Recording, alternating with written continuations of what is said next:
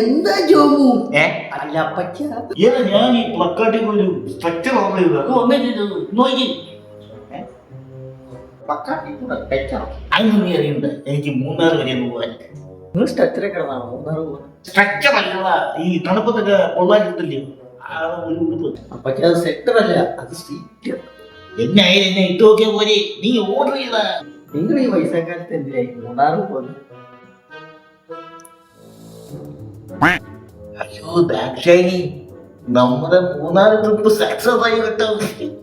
ചെറുക്കനെ കൊണ്ട് ഞാൻ സ്ട്രക്ചറൊക്കെ ഓർഡർ ചെയ്തിട്ടുണ്ട്. വെളുപ്പിന് 5 മണിക്കാ ബസ്.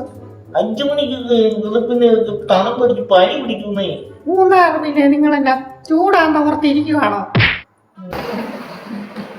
ദാക്ഷായണി, ഞാൻ ബസ് സ്റ്റോപ്പിൽ എത്തി കേട്ടോ. നീ പെട്ടെന്ന് ഇവിടെ ഇറങ്ങേ. അപ്പച്ചനേതാ? ആരായത്? ഞാൻ സുഖായിരുന്നു.